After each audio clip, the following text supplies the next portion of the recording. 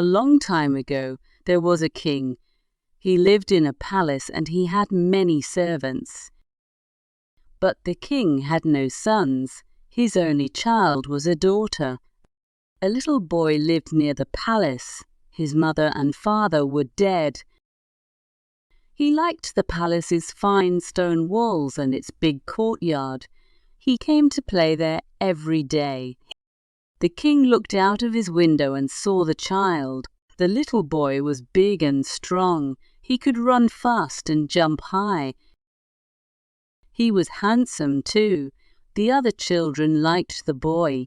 He was their leader and they all obeyed him. "Who is this child?" the king thought. "What is he doing here in my palace? Does he think he is a prince?" Every day the king watched the boy. Slowly he became afraid.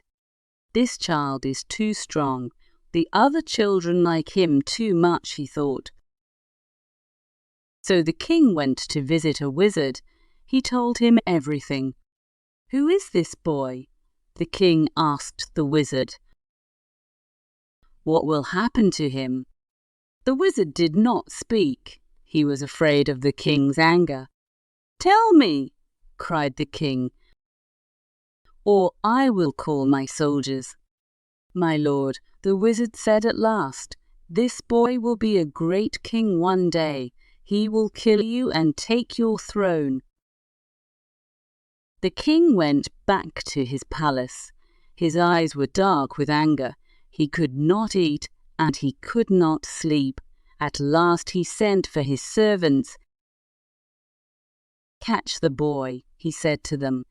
"Put him in a box and throw the box into the sea."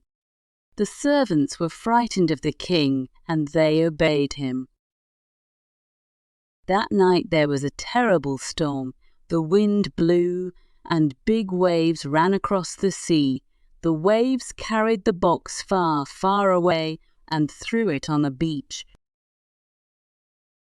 The next morning, an old man was walking along the beach. He saw the box and ran up to it.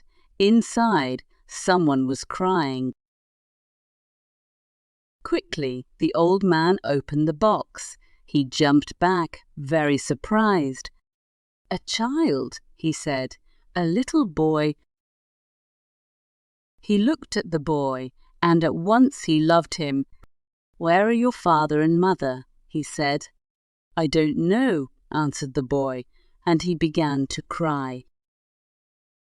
"Don't be afraid," the old man said. "I will be your father now." He took the child home to his wife. She was very happy.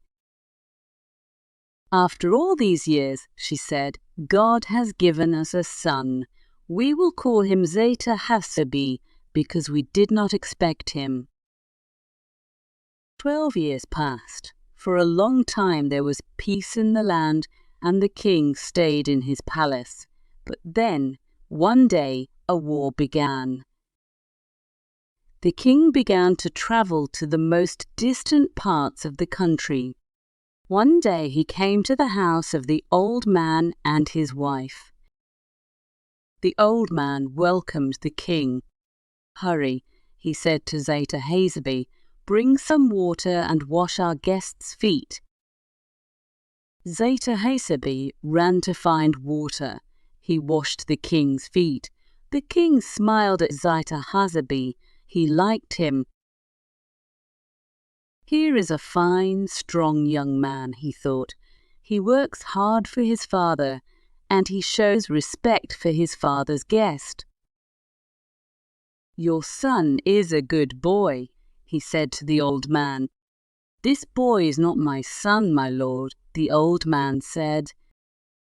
"He came to us from the sea." "What?" said the king. "What do you mean?" "One day, 12 years ago."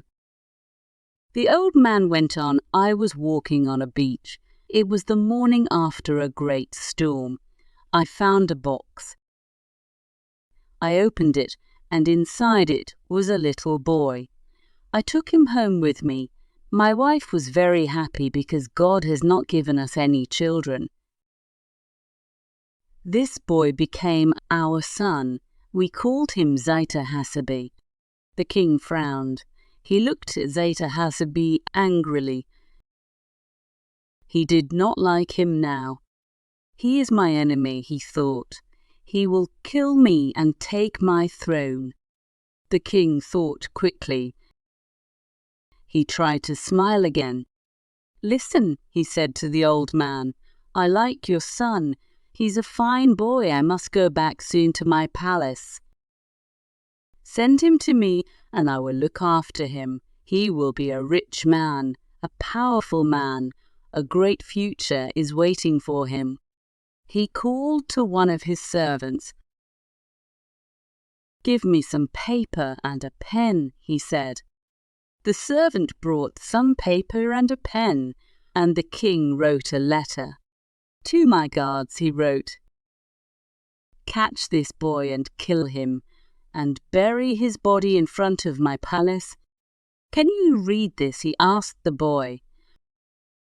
The boy looked at the paper and shook his head.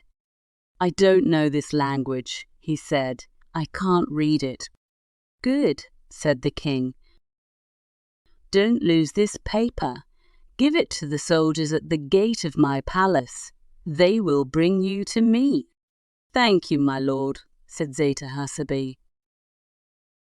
"Come soon," the king said, and then he went away. The old man and his wife were sad. They did not want to lose Zeyta Hasebe.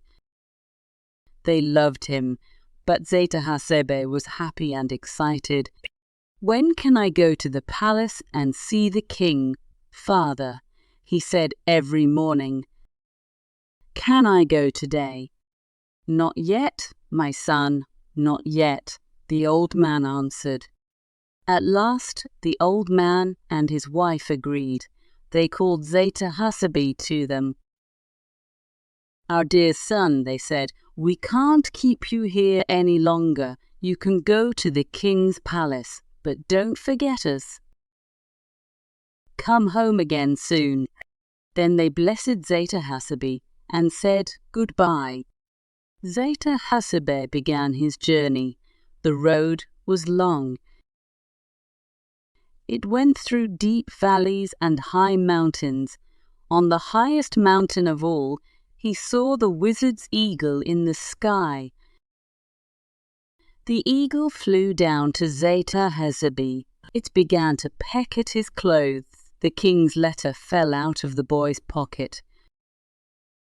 The eagle picked it up in its beak and flew away with it. "No, no," Zeyta Hasebe called out. "Bring back my letter. It's from the king." But the eagle had already gone. Zeyta Hasebe sat down on a rock. He was unhappy. "The king will never see me now," he thought. "His servants will keep me away from him." Then he saw something white on the ground. He picked it up. It was another letter. Zeyta Hasebe looked at it, but he couldn't read it. He didn't understand the language. "Did the eagle drop this?" he thought. "Perhaps the king's servants will understand it. Perhaps it will help me to see the king."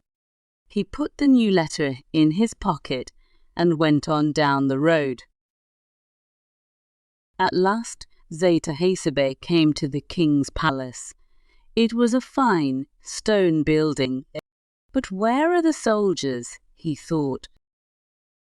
"Where are the king's guards and all his servants?" After a long time, a servant came out of the palace. He saw the boy standing by the gate. "Who are you?" he called out, "and what do you want?" "The king invited me to come here," Zeyta Hasebe answered.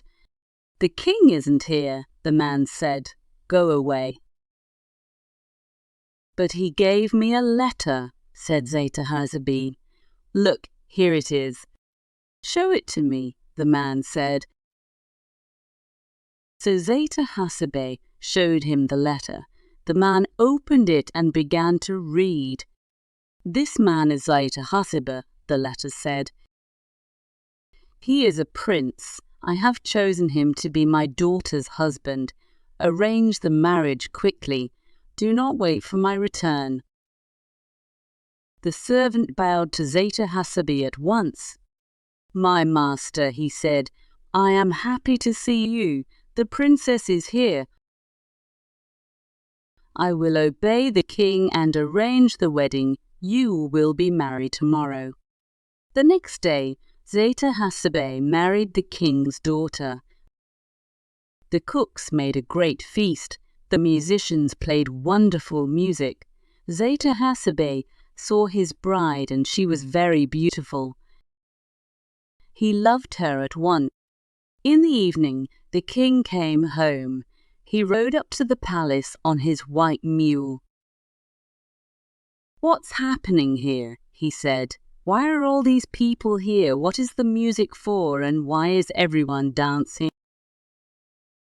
"My lord," the servant said, "Prince Zeyta Hasebe arrived yesterday. He showed me your letter.